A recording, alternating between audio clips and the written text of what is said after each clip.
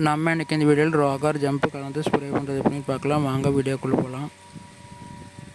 நாங்கள் பேயர் ஜம்ப் எடுத்திருக்கோம். இதில் ஃபிப்ரோனில் 80% WG ஃபார்மேஷனில் கொடுத்துருக்காங்க. வாங்க பேக்கெட் ஓப்பன் பண்ணிக்கலாம். பாருங்கள், பேக்கெட் ஓப்பன் பண்ணியாச்சு. இது ஒரு பேக்கெட் 2 கிராம் வெயிட் வரும். வாங்க இது ஒரு மூடியில் கொட்டிக்கலாம். பாருங்கள், ஜம்ப்பு குட்டி குட்டி கிரானுல்ஸாக இருக்குது. பாருங்கள், இது ஒரு சிஸ்டமிக் இன்செக்டிசைடு. இது கூட கொஞ்சமாக தண்ணி ஊற்றி கரைச்சி எடுத்துக்கோங்க. நிறைய தண்ணியில் போட்டிங்கன்னா கரையிற கஷ்டம். இது ஒரு பேக்கெட் 2 கிராம் வரும். 2 கிராம் 10 லிட்டர் தண்ணிக்கு கலக்கலாம். கலந்து வச்சதை பாக்கெட்டில் ஊற்றிக்கலாம். நாங்கள் 5 லிட்டர் தண்ணி எடுத்துக்கிறதுனால 1 கிராம் எடுத்துருக்கோம். வாங்க நல்லா கலந்து விட்டுக்கலாம். நாங்கள் ரோகாரி எடுத்திருக்கோம். வாங்க பாட்டில் மூடி ஓப்பன் பண்ணிக்கலாம்.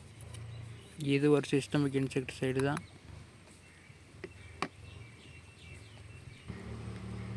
இது 1 லிட்டர் தண்ணிக்கு 2 ml கலந்துக்கலாம். பக்கெட்டில் ஊற்றிக்கலாம்.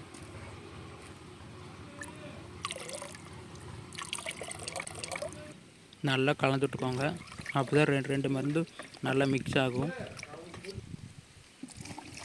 வாங்க பேட்டரி ஸ்ப்ரேயில் ஊற்றிக்கலாம்.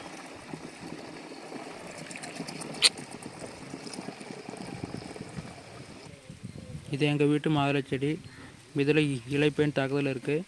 பாருங்கள், அந்த பூ மேல் டிசைன் தெரியுது.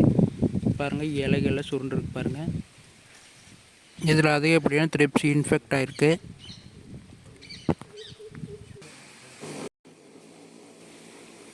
வாங்க அதனால் நல்லா இலைகள் படும்படி நல்லா ஸ்ப்ரே பண்ணிக்கலாம். அப்போ தான் பெயினை கட்டுப்படுத்த முடியும். Jump, thrips, அஃபிட்ஸு, ஜசிட்ஸு,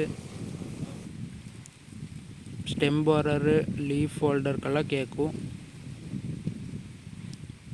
Rogor sucking best கேட்கும். அஃபிட்ஸு, ஜசிட்ஸு, த்ரிப்ஸு, மைட்ஸ்க்கெல்லாம் கண்ட்ரோல் பண்ணும். தேங்க்ஸ் ஃபார் வாட்சிங்.